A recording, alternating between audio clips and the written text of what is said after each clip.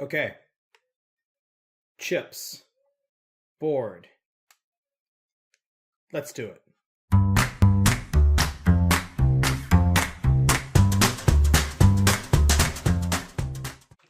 All right, so I stopped by what is basically the only electronics store that I know that's near my home where you can actually buy things that are great. And bought all kinds of new 20-pin sockets and some 74LS 273s, which I'm going to need in terms of replacing, as well as some 74LS 245s. So now what we're going to do, now that I have my hypothesis built from my Adam's I don't know anything what's happening plan, we're going to try to change out these two chips. During removing both of these chips, I'm also going to try to test them as well and see if they're actually bad, any of my my IC testers that I have. So let's go ahead and get into that. In order to begin that, first thing I'm going to do is remove power to the board. Get everything else out of the way because I have a lot of stuff. Now, while I am doing a little bit of cleanup here, I do want to talk about, I had a couple people mention about the Panavice board holder here. And I have to be honest with you, the more that I've used it, the more I like it. It's a little bit awkward with my current workbench setup. So that is one thing that's a little bit awkward. I really don't have, for these types of boards, enough room in terms of not only depth, but also width. So everything's just kind of piled on to where my board usually sits. But I have to say, it's made board work a lot easier in terms of what I have to do and the movement around that. So now what I have to do is now set up everything else. All right, let's see, I got the right tip, I believe. Ooh, get in your holder. And I bring up this. I am on kid duty tonight, so if you hear little children yelling in the background, that would be the girls enjoying yelling through the baby monitor. So anyone out there with little children know that that is just kind of part of it at this age, is dealing with the little ones. So let's go ahead and let's get this chip off. So I'm going to go ahead and flip the board.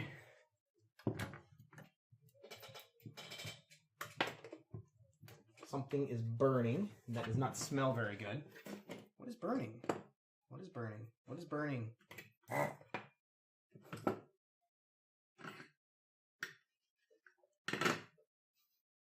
don't know what that burning smell is, but that's never a good sign when you start a project and there's immediate a burning smell. Is there something on this? No. All right, so if it's burning, it doesn't seem to be very important at the moment. So I'm just going to remove some of these wires. Now I'm going to go, for those who may not have seen this, I'm going to go find the chip and make sure that it's in the right spots before I do any of my actual actions. Alliteration, hashtag awesome. So I've got these two right here. Let me just make sure I've got this one.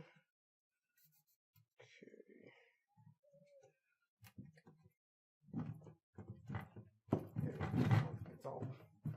Oh, we're stuck on a wall. I was wondering what we were doing. We're stuck here at the bottom.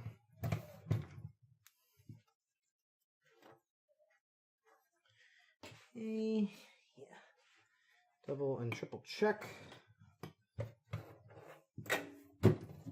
All right, so now we're going to go ahead and remove the LS245 first, because I think I always try to start with, if I'm doing any type of potential shotgunning, I always want to start with the chip that I feel like is the biggest problem first. So let me move my camera down so we can try to get as much of this on camera as possible. So this one. Use my trusty Heiko FR300, which you may or may not have seen the video for. So I'm going to go ahead and begin removing this.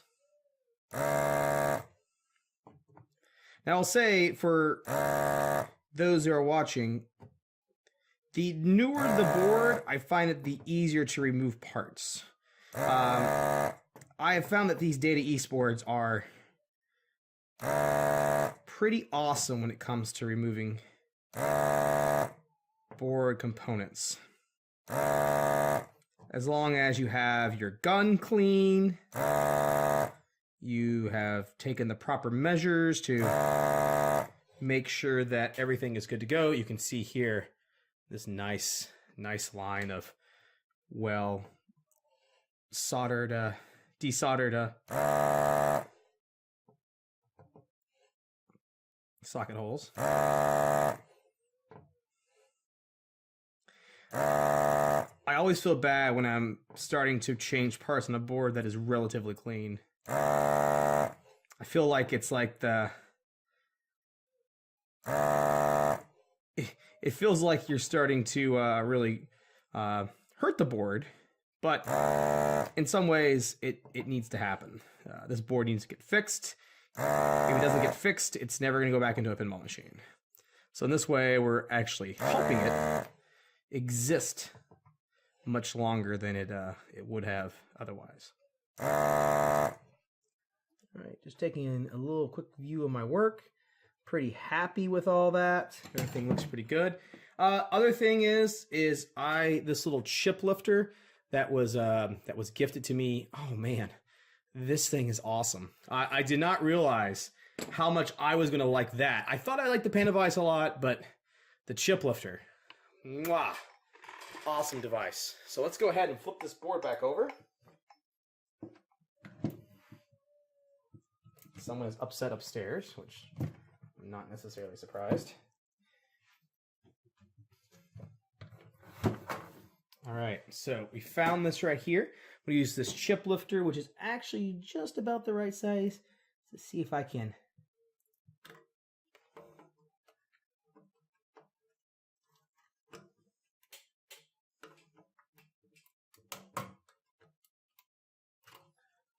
Okay, so I've got one that is holding on for dear life. So I'm going to do the old solder gun trick here.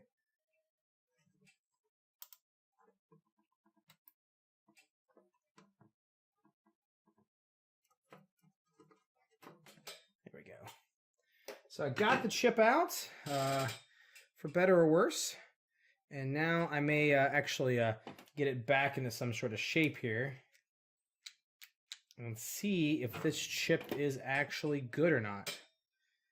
So my hope is that it's not. And then I can be able to go back and fix this resistor. Darn, or not resistor, capacitor. It's C98. Man, I totally just chucked that. Oh well. That's fixable. That's not a big deal. So let me pull out a chip tester. I've got quite a many of them now. Here's one that I just got. This is a Chinesium special. Let's just drop this in. I don't know if this does LS. If this will actually do this type of IC.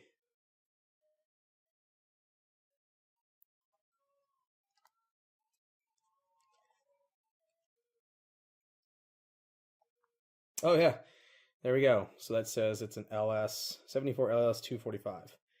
So crap, that's not good.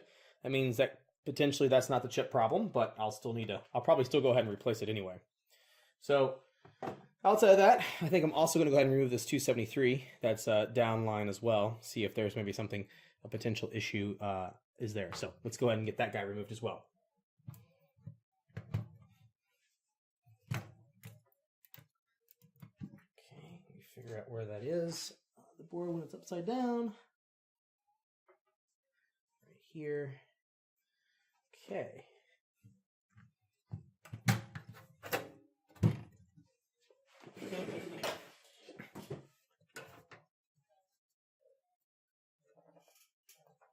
All right, so let's get to removing this one.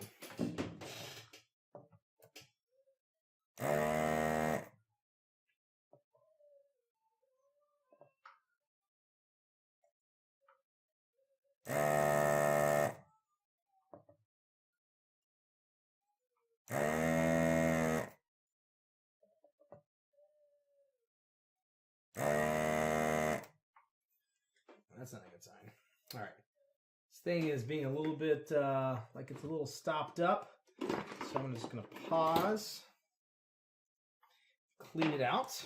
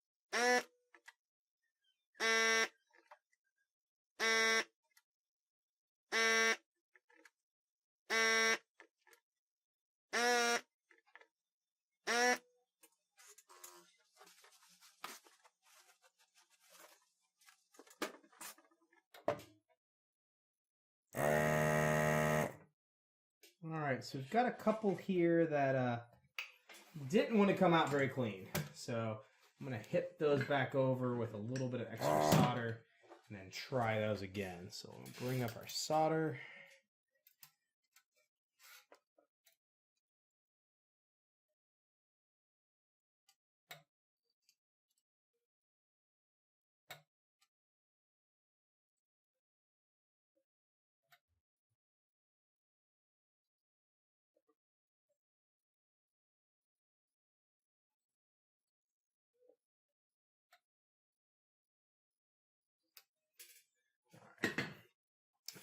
Hit these again and see if a little extra solder has done the deal.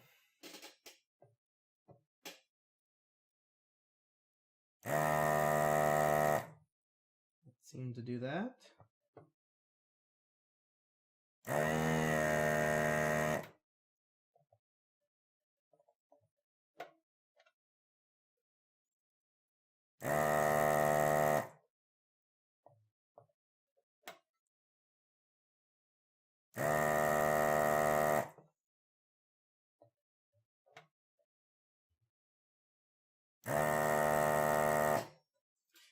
Alright, so I'm down to one that doesn't really, still got a little bit of solder left in it. See if I can't hit it again. That's going to be pretty good. Alright, so let's turn this back over and get that chip out.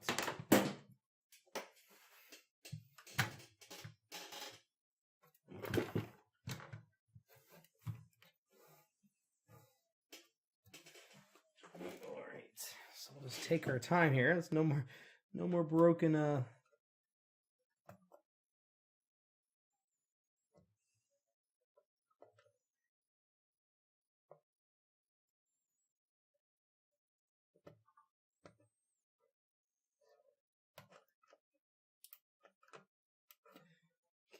and this one's really tight to that. So I'm gonna come back from underneath. I knew I was going to have that one that's going to be a little bit stuck. So I'm going to figure out which one that is.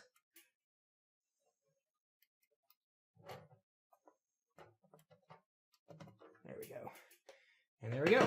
So there's our next chip out. So I'm just going to go ahead and straighten the legs on it again just to get it back into, I think, some easy form. And I'm going to pull out my Chinesium tester. Where did you go? There it is.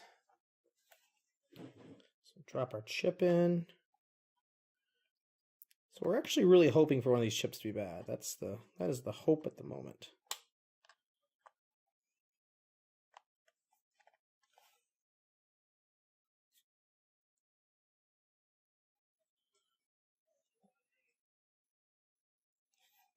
So that chip may be actually bad. Getting an error. Again, this chip may not, I have not looked up to see what this chip can actually, what this tester can test, but that's a good sign. Hopefully that maybe is my initial problem here. In fact, what I can do is pull open my other ones that I just got, which are these. And let's see if these, so this is a brand new one. Let's see if this tests appropriately in my tester.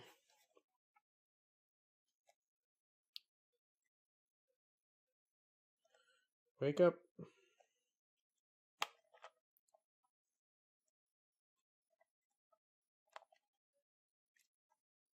This thing is kind of junky. Yeah, so that one worked. So we could have found the bad chip right there. Feeling pretty confident about it, not gonna lie.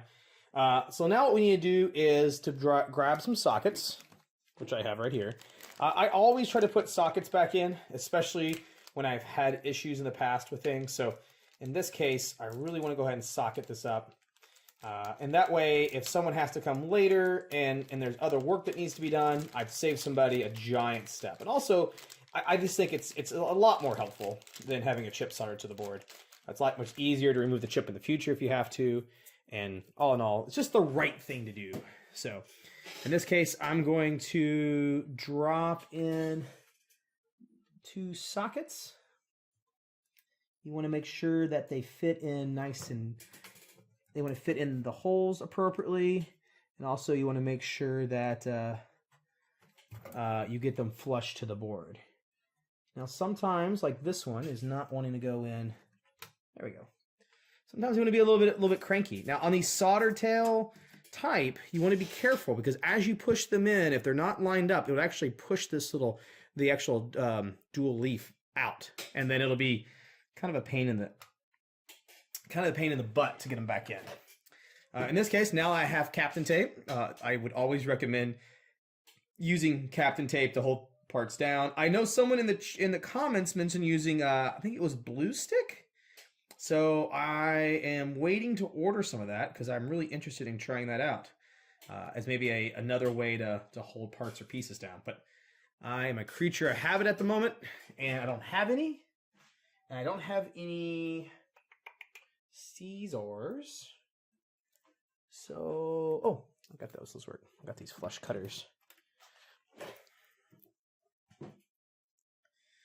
Just cut me a couple pieces off.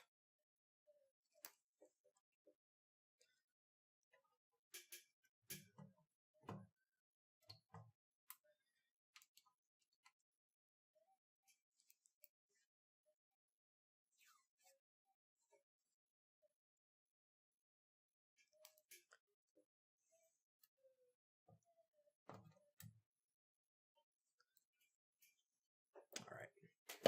What we'll go ahead and do is now I'll just flip the board and we'll get those soldered into place.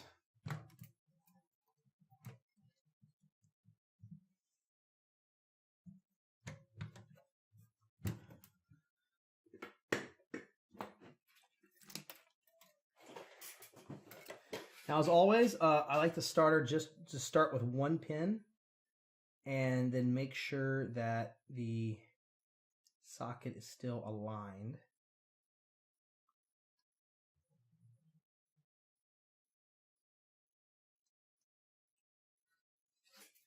So I'm just going to reach underneath. Still nice and tight. So now I'll go ahead and just complete the rest of them.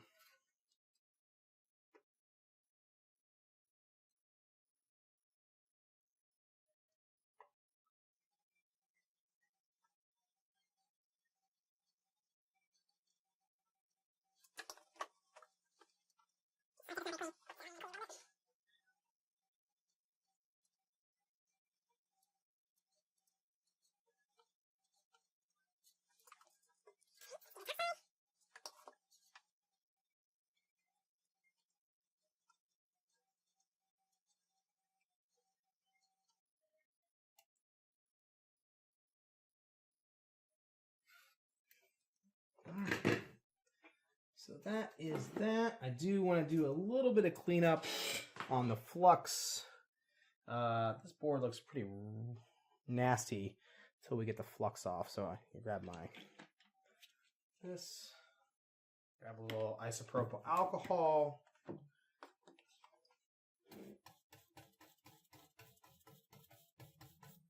Hit that a couple of swipes. Come back with a microfiber.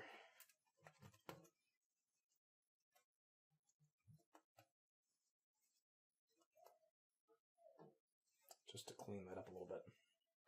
It's always good to try to remove any flux before you ever come on to power a game on. You don't want it because flux is conductive, and you don't necessarily want to cause a bridge trace, and also just makes the part look, or the piece look, more appropriate into the game. Man, this is still... There we go. That's a little better.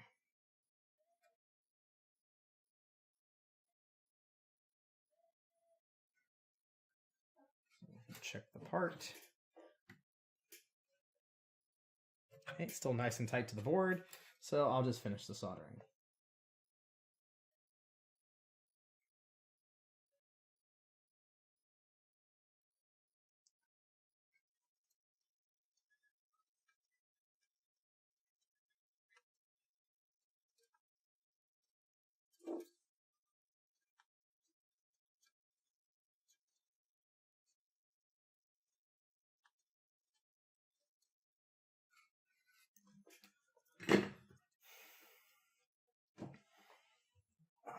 Clean up with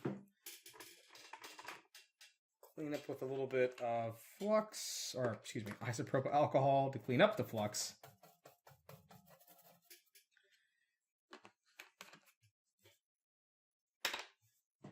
Hit it with a microfiber just to...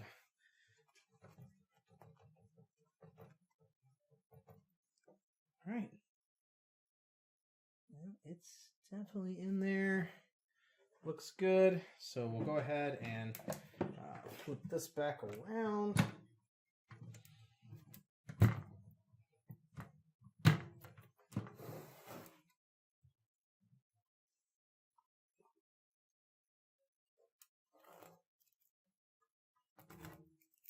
All right. Got those done. Now I want to put in my new chips. I'm just going to go ahead and replace them both. I just have a feeling that one of those, especially maybe the 273, is definitely bad, but I want to give it the best, put my best foot forward at the first try. So I'm going to now get these chips into their new homes. So 273 is in. Now I need to open up the LS245.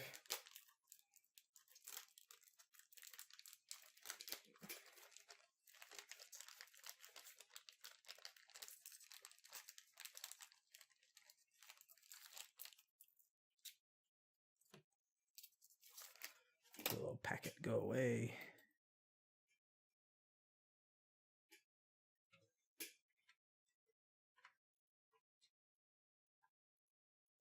There's my little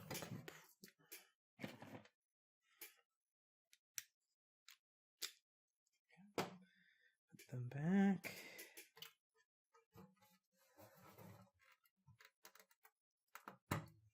All right. Both chips are in. Everything looks good. Let me do a little bit of cleanup, and then let's fire this board up and see what happens. Okay, we've arrived to the moment of truth. Have I fixed it, or do I have a lot other things to look at? I'm pretty confident, especially when we've pulled out this chip. This was the focus. This was what was in there, this LS273. I'm pretty sure that this guy was bad, or at least inconsistently bad. Again, my IC tester, which I have a video coming on here soon, did mention this chip would not read. So I've got high hopes here that this was the chip that gave me the problem. So let's figure out if that hat worked. Drum roll, please.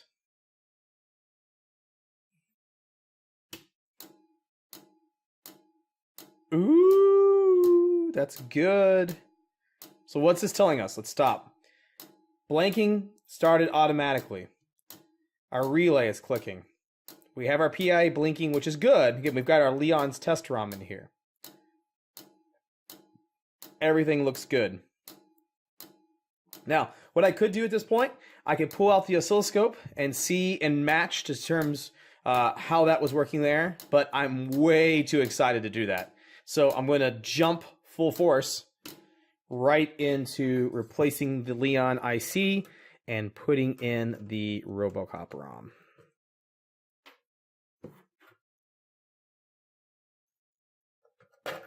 Ah.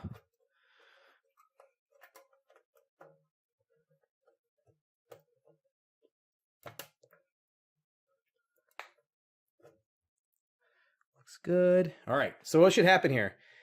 We should see the PIA light just for a brief second, then go out. We'll have this 5 volts right here, and then we should see the blinking come on. If we see all that happen and the blinking stays on, we've got the problem fixed. All right, so let's try it out. Oh! The board is fixed. This is great. So let's get a little bit closer into this and let's see what's happened. So we can see here, our PIA light is off. We have our blinking on and it's staying on. Don't have any weirdness touching the board or flexing the board. We see that we've got our buffer chip in, as well as what I'm really thinking is the problem was this 273. Now, what I could do if I was really interested in seeing that was the problem, I would switch that chip back out and see if that would have fixed it. But in this case, I'm not doing that because I'm tired of looking at this board. It's been almost since receiving this board, what, 3 weeks or 3.5 weeks?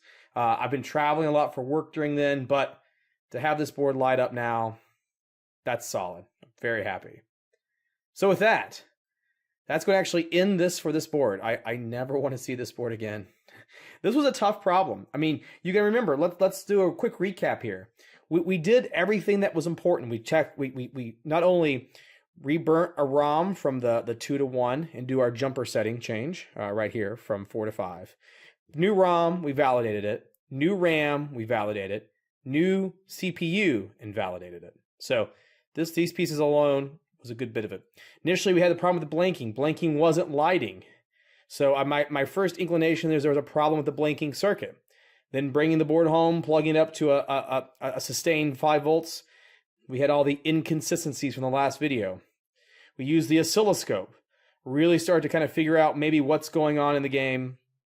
And what we found is, hey, looks like there was something weird on one of the data lines. Even though I didn't even come out to deciding that it was this chip or that chip or this chip, I knew enough by looking over the specific schematics, as well as doing a little bit more research on the chips alone, to have a sensation that this chip down here at the bottom was the one that was causing me the issue. After replacing this chip, as well as this chip, just for good measure, we now get a board that works great. Stays up, completely consistent. So this board is ready to go back in its game. And I don't want to ever see it again. So with that, this has been the Pinball Workshop. Let's go do something else besides board repair for the next month and a half. Maybe we'll work on Jurassic Park. It looks all lonely in the corner, so it seems like that's the next thing to do. All right, everyone. Have a good day. I'm not going to touch this board until I take it back to my friend Jerry's house and be done with it. Have a good one.